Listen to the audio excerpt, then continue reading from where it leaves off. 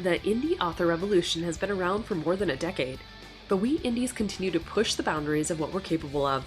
From getting over initial prejudices to staring down perfectionism and author imposter syndrome, we've become a force to reckon with.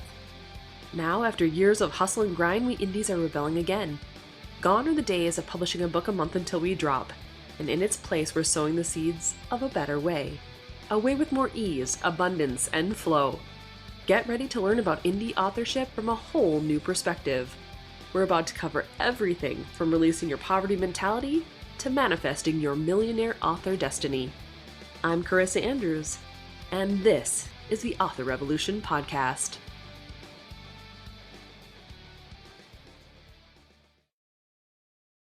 Well, hi there, guys. Welcome back to the Author Revolution Podcast. I'm really excited for today's podcast episode because today I am bringing on the show my friend, Carlyle Labuschagne. We've known each other for a very long time. We've run in a similar circle when it comes to the type of books that we write. I've even been a part of like a box set that was list aiming together, that was playing with fire back in 2019, which was really cool. And so what I found really fascinating about Carlyle is that not only is she super prolific, she has so many wonderful ideas and her imagination is just, it knows no bounds. But she's also been this like bright shining spot in the indie author community. She's always been sharing these wonderful posts about, her trips and the things that she's doing, but in a way that makes you feel good. Like she's just a very positive person and it shows in her social media. So when we talked today, one of the interesting things that I found was that when she was, hacked on Facebook, it brought down a bunch of those posts that she's so connected to. And she is like, it was so much a part of who she was. And it's been difficult for her to come back through like the experience and have new social medias, for instance, social media channels, and have that same kind of vibe and personality because of it. But the biggest part that we're going to be talking about today is overcoming the grief of losing someone close to you and then having that experience put you in a place of like true funk. And you're now in a place of writer's block that just compounds. And I know for me, it was very difficult when my brother was, diagnosed with cancer, obviously when I was little. But then again, when his cancer had resurfaced back in 2016, and we knew he was, literally on his deathbed at that point. One of my best friends, Julie, she ended up being diagnosed with cancer, pancreatic cancer. So I understand, a lot of this from a slightly different angle. Obviously, it wasn't my mother who was passing away, but I know the experience of grief really puts us on a trajectory that's hard to dig out of sometimes. And so if you've ever had to experience that, or if you're looking for just a little bit of guidance or hopefulness that you can come out of it, this is going to be an episode for you. I hope you enjoy, and let's get to it.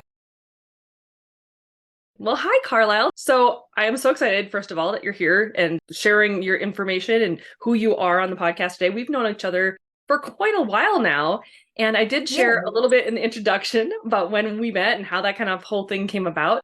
But for my audience who's new to you, would you like to share a little bit more about who you are as an author and what your journey as an author has been like? Hi, Carissa. It's so magnificently awesome to actually speak to you face to face. I wish it was real face to face time. Me too. But I think it could get a little bit crazy. I think it could get a little bit crazy. So I started writing at a very young age. I think I started writing when you start writing at school. Okay. Then my aunt bought me a journal and I started journaling from grade 1 upwards. Wow. And I used to fight with my siblings to write their stories, their English stories for them. Okay. School, I used to bully my friends into letting me write their stories for them. That's the opposite of bullying, Carlyle. What are you talking about? They're usually like, do this thing for me. Eventually, my sister's teacher caught on and she said, there's no ways that you are writing this, because when we write stuff in class, it's not consistent. This is not you. But my sister does write beautifully, by the way. So I was let go from work in 2011. The whole company had folded in, and my friend had bought me a DVD because my husband was away. on business, and I was all alone. And she said to me, "You have to watch this DVD." And I'm like, "What is this?" And I see it's got vampires on it. And I said to her, I don't do vampires. She goes, "No, no, it's not what you think. Just watch it." So it was Twilight. And I watched that thing probably about 7 or 8 times. And then she phoned me on Monday morning and she said, "You better bring my DVD back." What are you So I talking about? bought my I don't DVD remember back. DVD. And it was just a coincidence that I walked into my sister's room, and my younger sister, she's about 6 years younger than I am, and she had the Twilight books, and I'm like, "Nope, nope, you've stopped reading them. It's mine, it's mine." And I just read that, and when I finished reading the saga, I was like, something's missing in my life, because I've had my kids, and my baby was by then about 3, so it didn't need me as much, and my other kid was 7. So I felt like something is missing in my life, and just Stephanie Meyer's made me feel like I can do this. Yeah. Like, it's really possible I can do this. So I started writing my book in the process of me exiting the company, because you have to go through exit process. So I remember putting my baby to sleep and sitting in the bed next to him and typing until 3, 4 o'clock in the morning while he's sleeping. Oh my gosh. And I just like patting him every now and then, shh, and just carry on. And I think I wrote my first book in 4 weeks, and I knew Wow. it was going to be published. And I did do the mistake of going with a vanity press. Okay. But I don't regret the process at all. Look, I am in South Africa, and the resources we have back then and now are different. For So back sure. then in 2011, we had no resources for authors of South Africa. Even to think a female author can be an indie author was like, it's taboo, completely taboo. Even here, So it was like I that. took Yeah. I took a course, and I did a little diploma in writing, creative writing, and then I started my book over again, and then I published it with this vanity press. And they actually opened the market for me, and the book did really well. Yay. And yeah, the only thing was, I did do my homework to see where they distribute to. So I made sure that they distribute to South Africa, so I can see my book on the shelves. So my books landed in the shelves of all the bookstores here in South Africa. Publishers then asked me to join them for the second book. And then by the third book, I just kept on getting, just writing and getting publishers. I don't do self-publishing. I think I've self-published one book. It's not going anywhere. Self-publishing is not for me.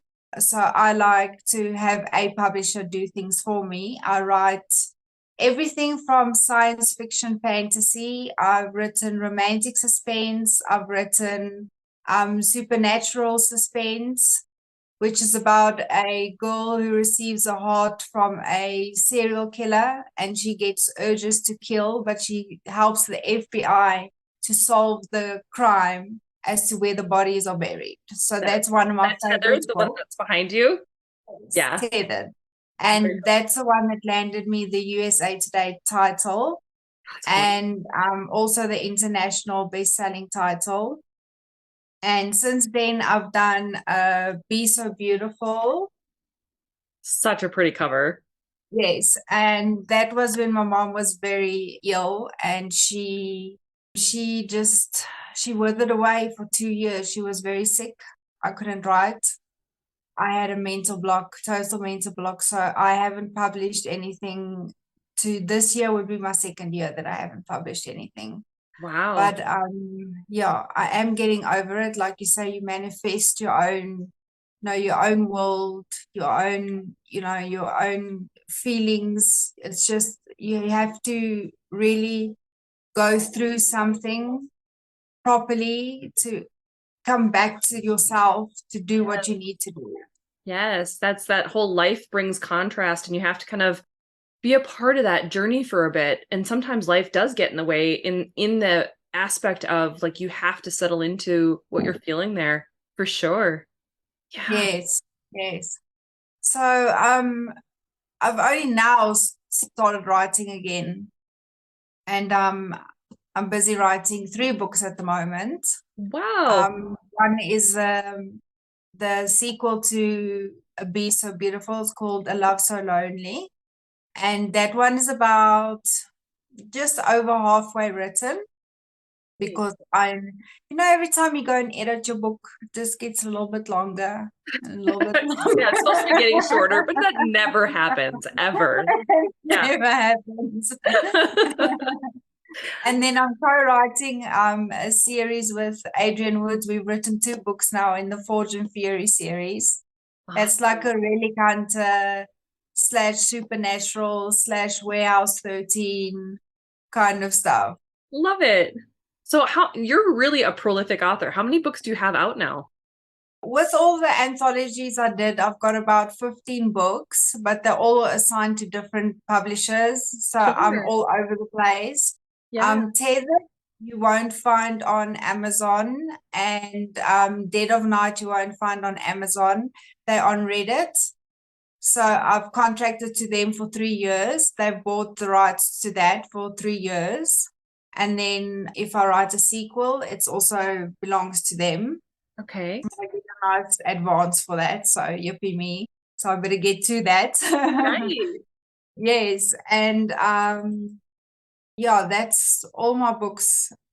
On my website you can see more or less Carlyle Labuschagne books.com. So it's Carlyle, and then Labuschagne is Labuschagne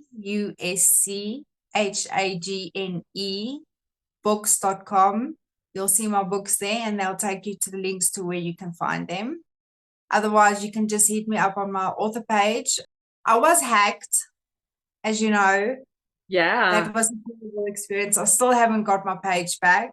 So you can find me under author Carlyle Labuschagne. So if it's a Carlyle Labuschagne profile and you see weird things on there and weird writing on there and bad English on there, it's not me. Oh, I hate when that sort of thing happens too, because it's like it can strike at just any moment, and then you need to do damage control trying to get the whole thing settled. I know I had, and you've collected so many, so many likes and so many followings on your pages to make an impact, and then to lose it and to lose my Instagram at the same time.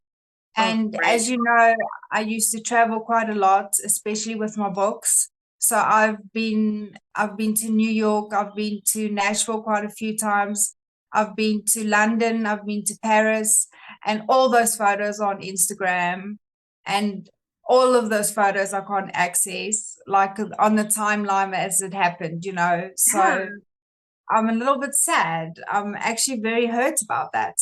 right. What has that experience of traveling for your books been like? Like, how did that whole thing come about? Was it just you wanting to go and travel and share your books worldwide, or was it through your publisher? Like, how did that happen?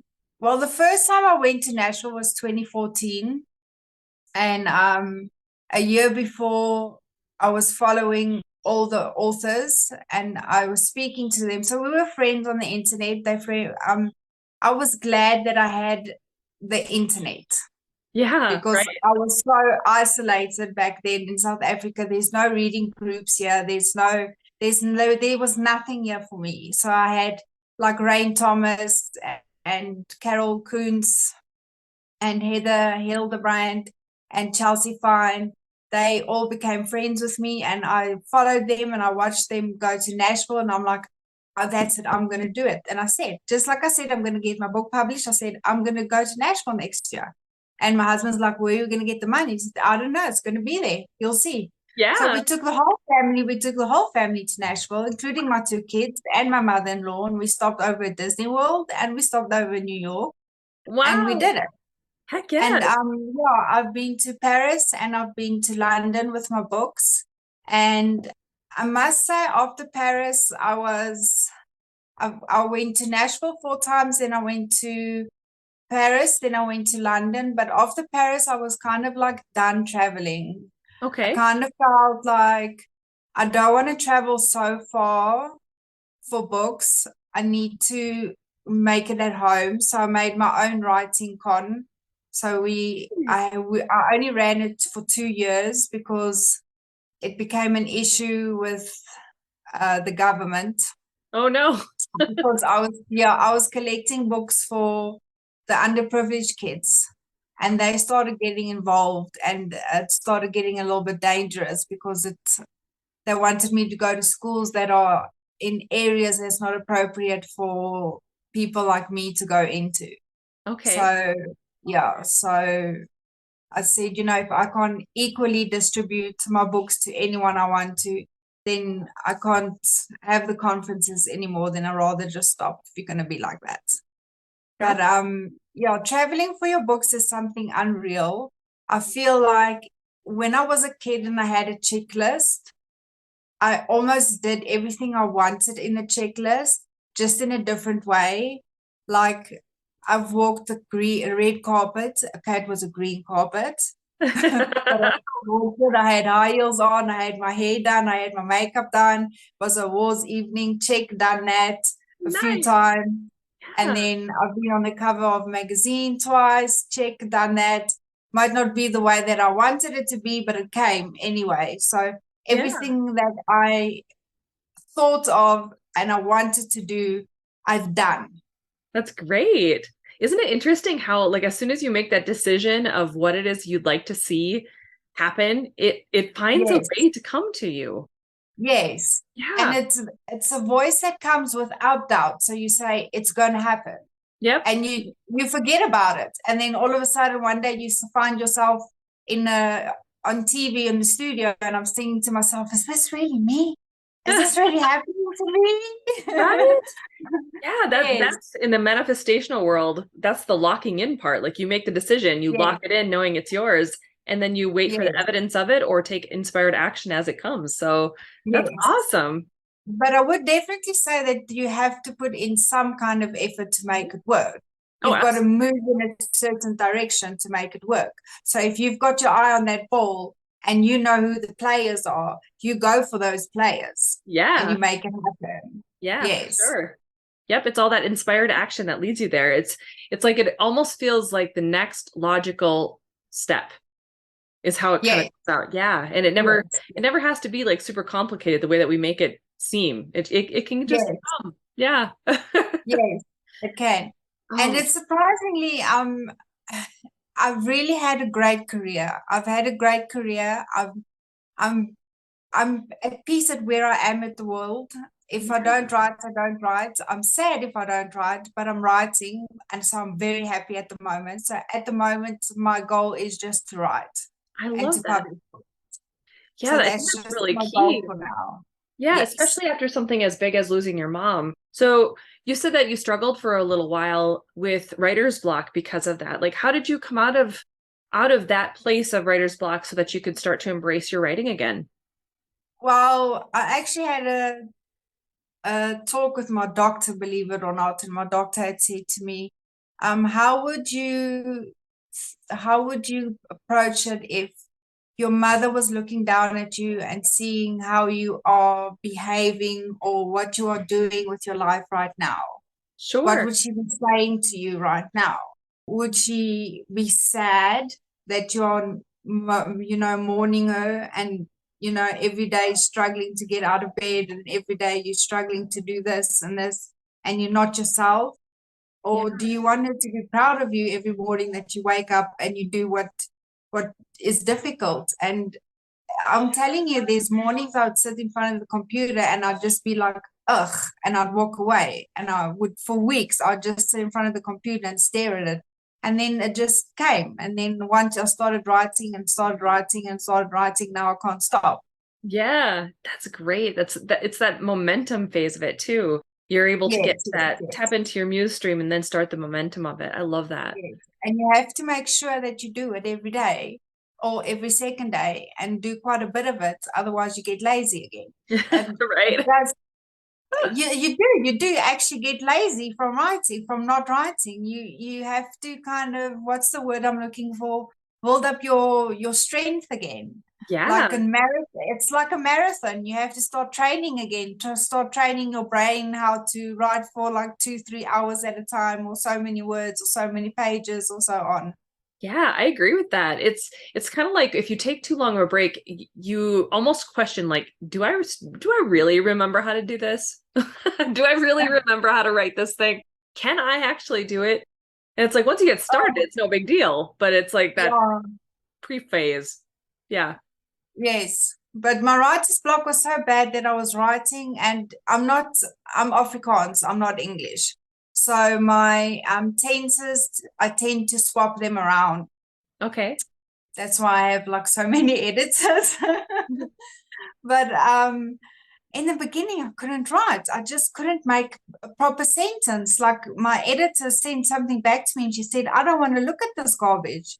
She said, I want to take my laptop and I want to throw it into the pool because this is not you. This is not your writing. You must get over whatever is happening because this is not you. Oh, And wow. that pushed me further back into my shell. And I've shelved that book, but I will come back to it. Right? Man, Because that is not the way to motivate. Come on, editor. I know.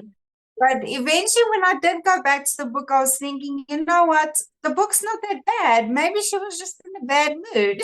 Yeah, right? Maybe she was in a weird place. Like, what? Oh, good. Yeah, but it's really writer's block is real. It's you get blocked. You get up so blocked up that you actually cannot write. That you cannot write a proper sentence. You cannot write a proper paragraph. You cannot weave words together like you used to. And when you're writing and you're like, oh gosh, this is magic. It's working together so beautifully. This plan is just coming together. It's all coming together. And Yeah. writer's block, you're just sitting there and you're writing and you're not feeling anything. You're not connecting. You're disconnected, and then it makes you feel even worse. Like it almost makes you feel like you're sinning, if I can put it that way. Like I Sure. felt ugly. I felt, ugh. Like it wasn't what you needed to be doing at that time. See, it's really Yes. interesting to me because when you look at it from the grief standpoint, and like Abraham Hicks talks about the emotional scale. So if you're still in grief, you are literally at the lowest end of the emotional scale, like as far as it can go down. And so there Yes. isn't a lot of inspiration from that place. And so in order to get to the inspired action, the inspired storylines again, you have to find a way to elevate your energetic state, your emotional state first. And so Yes. when you're dealing with grief, it makes perfect sense in my brain as to why you wouldn't want to write, why you wouldn't feel motivated to write, why the ideas aren't coming because you're not quite at the place of inspiration just yet. And Yes. if you can elevate yourself, if you can get your emotional state up a little bit higher into like places of like even discouragement or worry or disappointment or overwhelmment, and any of those, you're still actually going up the scale and you're getting to a place of almost to the contentment, almost to hopefulness. And when you get there, Yes. that's when you kind of start cracking in those Yes. ideas and they can Yes. start flowing again. But until you can push through that emotional state where you're in grief And and heal sometimes it's from it. really, really hard. It's Yeah. like a thick, thick layer. Just to punch through that layer, it can take quite some time. I mean, it's taken me 2 years. Yeah, it takes some time to heal sometimes, absolutely, especially from something as traumatic as losing a mother. Yeah, Yeah. Yeah. I could definitely see that. And it's always those stages of grief and those stages of allowing everything to kind of heal the way that they're meant to until you get back to feeling whole, back to feeling you, accepting the new reality, I guess, that you have without that Yeah. person. Yeah, Yeah.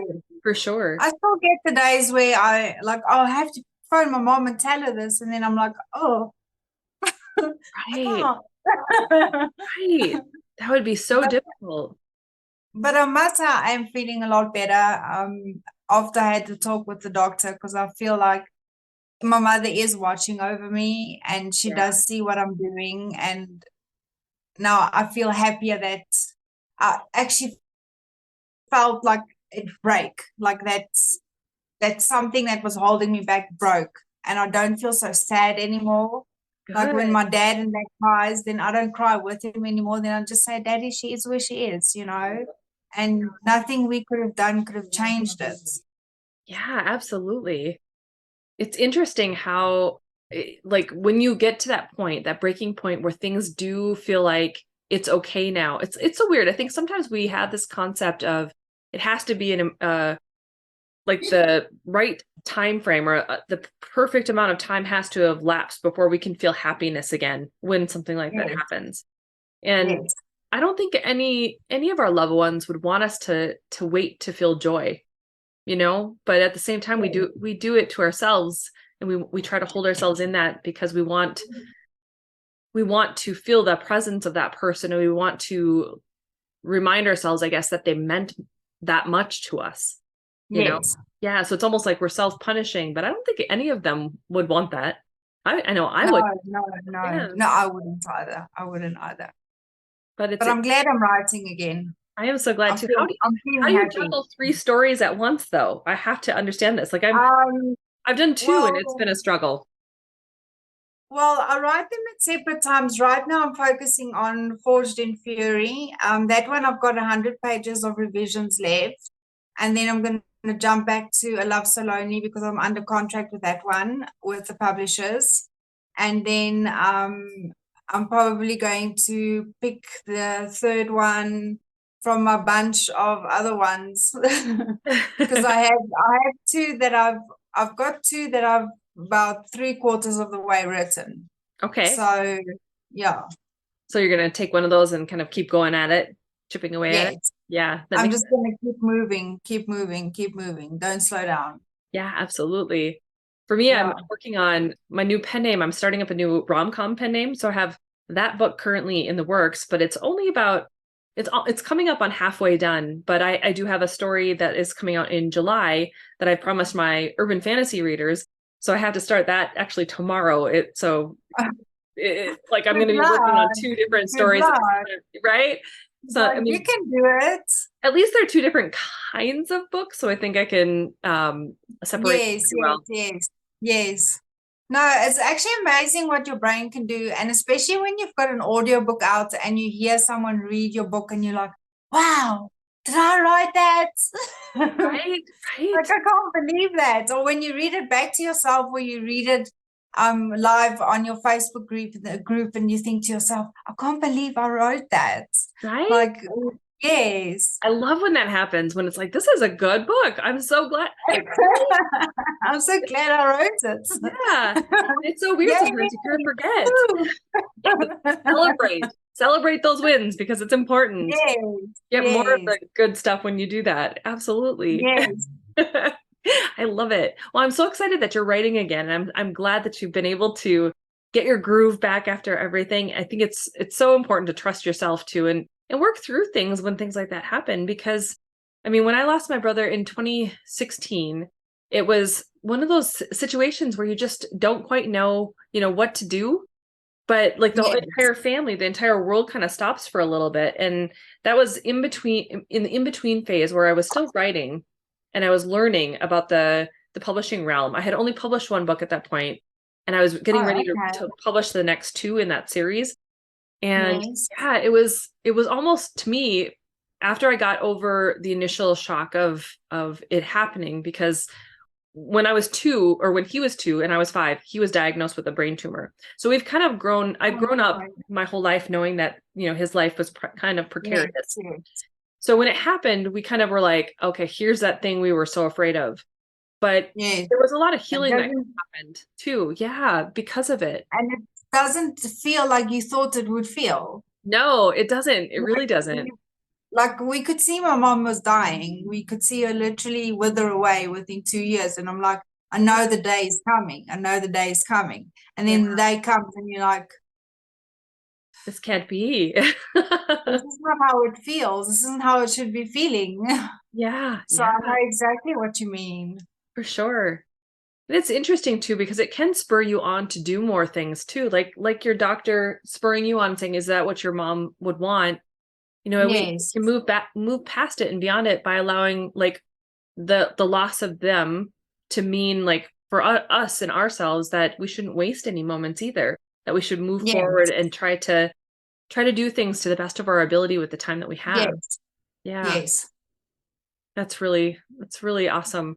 It's a kind of a gift when you think about it, how your mom has been able to kind of give that to you, and the gift even of the transition time. Like with my brother, his transition time was relatively quick. Like we found out, I mean, he had kind of struggled for a little bit with staying awake, and so we were noticing like there were some weird sleep patterns happening. But for the most Yes. part, he was pretty much his normal self. And Yes. he went in to have like a routine. I can't remember if it was his routine MRI or whatever, but that's where they found the tumor. Yeah. It was like, I think it was within 2 weeks of them Oh finding the boy. tumors, he was gone. So it's Oh boy. weird when it's fast, but it's slow at the same time. Like for me, it's always been like, that's always kind of hung over our lives. But then when you find out, Yes. it was like so fast. So That is false. having the 2 years, as hard as it is to see people, I think, like you said, wither away in front of your eyes, it's kind of a gift too, because you can see it, you can understand it and start processing it and know that it's coming. And it, even if it's hard, at least it kind Yes. of prepared you a little bit. Yeah. Yeah. Yes. Oh, well, I'm so sorry that happened to you. I'm so I'm sorry sorry that for you that's a too. situation you had to deal with. Yeah, but I think you are just a beautiful person. You've always been so wonderful at bringing positivity to the world. Like when we first met, you had to have been hands down one of the most positive authors I have ever met, like on your social media and the way that you do things. So I hope that Thank your you. light Thank continues to keep you. shining big the way that you have always done. She must have been an Thank you influence so in that much. aspect of it. Absolutely.